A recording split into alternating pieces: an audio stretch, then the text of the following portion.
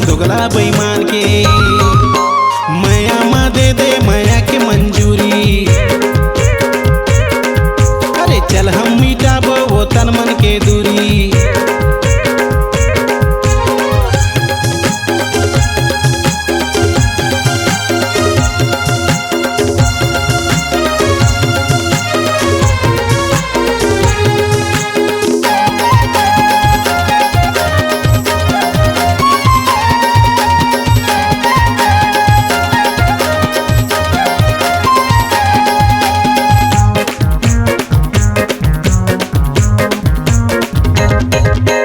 ककरो महल हवे ककरो है कुरिया,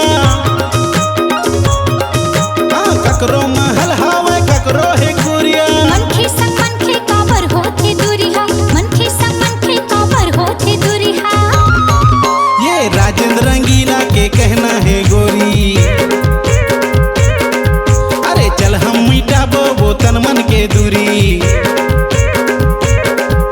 ये दुनिया में प्यार है सबले जरूरी, चल हम मिटाबो या तन मन के दूरी। तोर मोर प्यार सुघर करबो संसार, हारे तोर मोर प्यार काय करही संसार। अरे तैहा चंदा मैं चकोरी ये गोरी। हाजी तै हंस रंगीला मैं आन संग टूरी,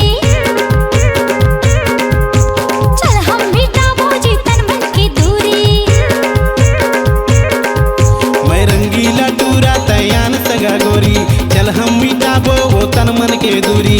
तै हंस रंगीला मैं आन संग टूरी, चल हम मिटाबो जी तन मन की दूरी। मैं रंगीला टूरा तैयान सगा टूरी, चल हम मिटाबो वो तन मन